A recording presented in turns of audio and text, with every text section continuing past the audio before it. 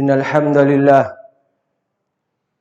nahmaduhu wa nasta'inuhu wa nastaghfiruh wa na'udzu billahi min shururi anfusina wa min sayyiati a'malina. May yahdihillahu fala mudilla lahu wa may yudlil fala hadiya lahu. Asyhadu an la ilaha illallah wa asyhadu anna Muhammadan 'abduhu wa rasuluhu amma ba'd. Qala Allah ta'ala fil Qur'anil Karim يا أيها الذين آمنوا اتقوا الله حق تقاته ولا تموتن إلا وأنتم مسلمون. وقال رسول الله صلى الله عليه وسلم إن أصدق الحديث كتاب الله وأحسن الهدي هدي محمد صلى الله عليه وسلم وشر الأمور محدثاتها وكل محدثة في الدين بدعة وكل بدعة ضلالة وفي الرواية وكل ضلالة في النار. أوصيكم وإياي نفسي بتقوى الله حيث قال الله تعالى في القرآن الكريم وتزودوا فإن خير الزاد التقوى واتقون يا أولي الألباب. أوصيكم وإياي نفسي بذكر الله ala bidzikrillahi tatma'innul qulub. Jemaah sidang Jumat yang mudah-mudahan dirahmati oleh Allah Subhanahu wa taala, di siang yang cerah ini marilah kita sama-sama panjatkan puji syukur kehadirat Allah Subhanahu wa taala karena berbagai nikmat yang Allah Subhanahu wa taala berikan kepada kita yang nilainya sangat mahal ini kita pergunakan untuk taat kepada Allah Subhanahu wa taala. Mudah-mudahan apa yang kita lakukan ini dicatat oleh Allah Subhanahu wa taala sebagai bentuk amal saleh dan menjadi pemberat kebaikan kita kelak di mizan. Selanjutnya salawat serta salam semoga selalu tercurahkan pada Nabi Muhammad sallallahu alaihi wasallam, pada keluarga beliau, sahabat beliau dan seseorang yang senantiasa selalu mengikuti sunnah beliau hingga akhir zaman. Khatib tidak lupa berwasiat untuk diri sendiri dan kepada jemaah pada umumnya untuk selalu meningkatkan ketakwaan kepada Allah Subhanahu wa taala, karena takwa adalah satu-satunya bekal yang akan menjamin kebahagiaan seseorang di dunia terlebih di akhirat. Takwa adalah satu-satunya bekal yang akan menjadikan kita aman dari murka dan azab Allah Subhanahu wa taala. Oleh karena itu Allah Subhanahu wa taala berfirman, berbekallah kalian karena sebaik-baik bekal itu adalah takwa. Khatib juga tidak lupa berwasiat untuk senantiasa berzikir kepada Allah Subhanahu wa taala, karena zikir kepada Allah Subhanahu wa taala dapat menenangkan hati. Jemaah sidang Jumat yang mudah-mudahan dirahmati oleh Allah Subhanahu wa taala. Sekarang kita berada di bulan Juli, yang mana jemaah sekalian yang mudah-mudahan dirahmati Allah Subhanahu wa taala, di antara kita ada yang sibuk menyekolahkan anak kita. Ada yang menyekolahkan di usia dini, PAUD maupun di TK. Ada yang sudah menginjak sekolah dasar. Ada yang sudah menginjak sekolah dasar menengah atas. Ada yang bahkan di perguruan tinggi, universitas, baik di dalam maupun di luar negeri. Jemaah sekalian yang mudah-mudahan dirahmati Allah Subhanahu wa taala, ada beberapa hal yang harus kita pahami bersama demi kebaikan kita kelak di akhirat. Pertama, jemaah sekalian yang mudah-mudahan dirahmati Allah Subhanahu wa taala, kita harus meluruskan niat kita. Apapun sekolah yang kita pilih untuk anak kita, kita hendaknya meluruskan niat kita dengan tujuan bagaimana ketika anak kita sekolah, anak kita bisa beramal saleh. Jangan terlalu jiwana dengan besarnya nama sekolah. Jangan terlalu jiwana dengan mahalnya sekolah. Namun ternyata tidak mengantarkan anak kita untuk beribadah kepada Allah Subhanahu wa taala. Jemaah sekalian yang mudah-mudahan dirahmati Allah Subhanahu wa taala, ketika kita hanya terlena dengan besarnya sebuah nama dan kita tidak memperhatikan kualitas anak kita, bagaimana kualitasnya beribadah kepada Allah Subhanahu wa taala, sebenarnya kita sudah tertipu. Jemaah sekalian yang mudah-mudahan dirahmati Allah Subhanahu wa taala. Rasulullah sallallahu alaihi wasallam telah mengingatkan kepada kita, barang siapa yang hendak menuntut ilmu, tapi tujuannya bukan akhirat, tujuannya adalah hanya semata-mata dunia. Dia sekolah hanya untuk mendapatkan ijazah. Dia sekolah hanya untuk supaya anaknya bisa dilamar di pekerjaan dan lain sebagainya. Di pekerjaan yang ternama maupun di pekerjaan asing. Jemaah sekalian yang mudah-mudahan dirahmati Allah Subhanahu wa taala, kata Rasulullah sallallahu alaihi wasallam, kelak orang yang seperti ini tidak mendapatkan jannah, bahkan baunya saja tidak dapat. Jemaah sekalian yang mudah-mudahan dirahmati Allah Subhanahu wa taala, ada orang tua, ayah dan bundanya, suatu ketika mengajak anaknya untuk sekolah, untuk sholat subuh. Si bunda dan ayahnya membangunkan, nak, sudah waktunya subuh. Di masjid, muadzin mengumandangkan as-salatu khairum minan naum. Salat lebih baik daripada tidur. Anaknya tetap tidak bergumam. Hanya mengatakan bentar lagi. Kemudian dibangunin lagi. Sampai ayah dan bundanya melakukan salat dan melakukan kesibukan setelahnya, si anak dibiarkan. Sampai siang, anaknya baru bangun. Kemudian dia ingat di sekolahnya ada ujian. Kemudian si anak segera protes kepada kedua orang tua, ayah dan bundanya. Wahai ayah, wahai bunda, kenapa engkau enggak bangunkan aku padahal hari ini aku ujian?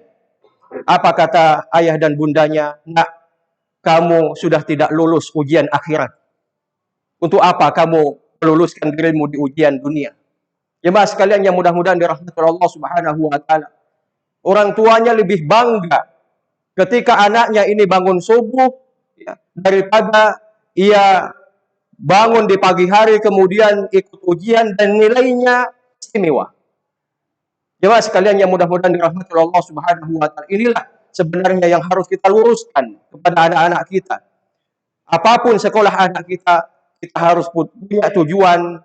Anak kita harus mendekatkan diri kepada Allah Subhanahu wa taala. Karena itu adalah makna daripada berkah itu. Jemaah sekalian yang mudah-mudahan dirahmati Allah Subhanahu wa taala. Kemudian yang kedua, apa yang harus kita lakukan ketika anak kita sekolah? Kita memperbanyak doa kepada Allah Subhanahu wa taala. Jemaah sekalian yang mudah-mudahan dirahmati oleh Allah Subhanahu wa taala, sekolah itu hanya sebuah wasilah. Bisa jadi anak kita baik, bisa jadi anak kita tidak baik. Baik kita sekolahkan anak kita di pesantren, di sekolah Islam dan lain sebagainya. Ada peluang anak itu untuk meningkatkan dirinya beribadah kepada Allah Subhanahu wa taala atau menjadi rusak.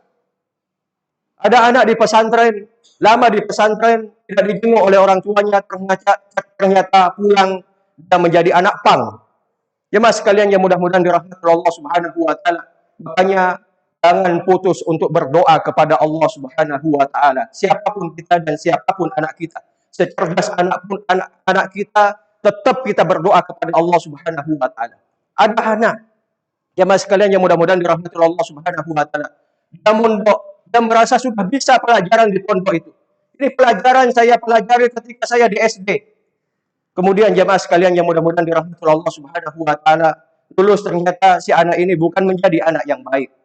Jemaah sekalian yang mudah-mudahan dirahmati Allah Subhanahu wa taala, maka jangan putus kita berdoa kepada Allah Subhanahu wa taala, mintalah kepada Allah Subhanahu wa taala sebagaimana para nabi itu. Nabi Ibrahim alaihi salam, Nabi Zakaria, Nabi Yakub, ini seorang nabi. Namun tidak lupa selalu berdoa kepada Allah Subhanahu wa taala.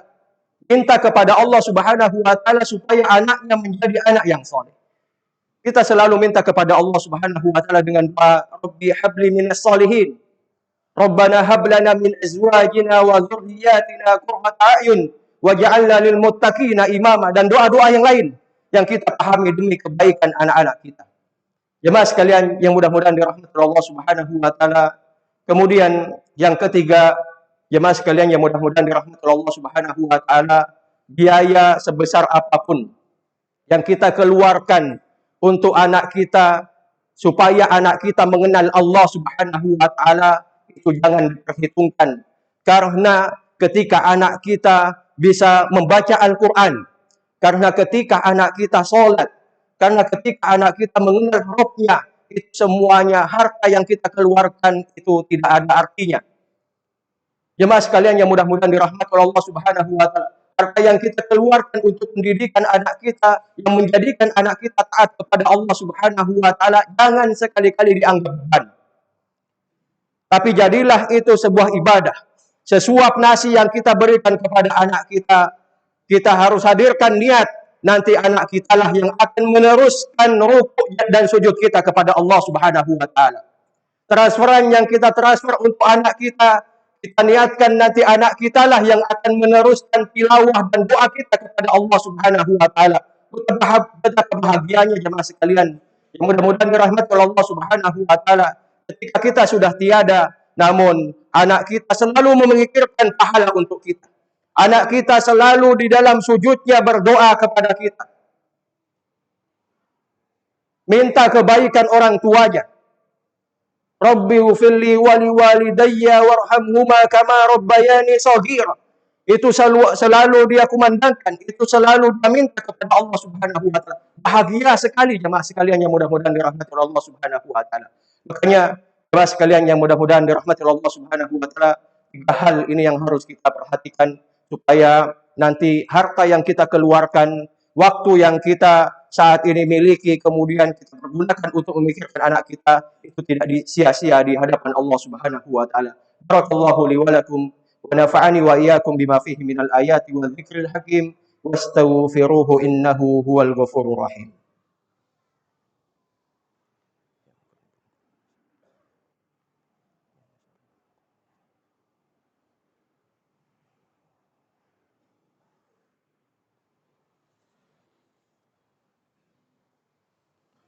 Alhamdulillahi Rabbil Alamin hamdan yuwafi ni'amahu wa yukafi mazidah. Ashhadu an la ilaha illallah wa ashhadu anna Muhammadan abduhu wa rasuluhu amma ba'd. Jemaah sidang Jumat yang mudah-mudahan rahmat Allah Subhanahu wa taala, kita hidup di dunia ini hanya terbatas. Semuanya serba terbatas. Waktu yang kita miliki terbatas. Kesehatan yang kita miliki ini terbatas. Kemudian harta yang kita miliki ini juga terbatas. Yang harus kita pikirkan bagaimana yang terbatas ini selalu mengalir menjadi tiada batas. Yaitu memikirkan amal jariah untuk kita. Di antara faktor yang terbesar, yang peluang besar kita untuk mendapatkannya, yaitu bagaimana mendidik anak kita menjadi anak yang soleh dan solehah. Mendidik anak kita untuk senantiasa selalu taat kepada Allah Subhanahu wa taala.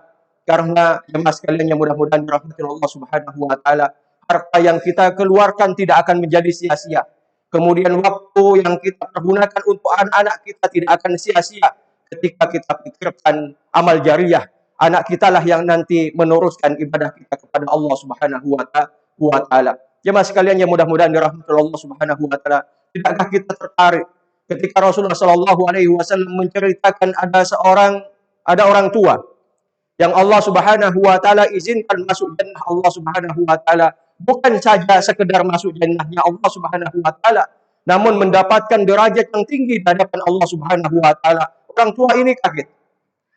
Anna hada ya Allah, apa ini ya Allah? Dia pikir kayaknya ibadah saya biasa-biasa saja, solat saya biasa saja, bacaan Quran saya biasa saja, ya. Dan ibadah-ibadah yang lain, puasa dan lain sebagainya kayaknya biasa saja. Namun kenapa ini mendapatkan jannah yang derajatnya tinggi di hadapan Allah Subhanahu wa taala?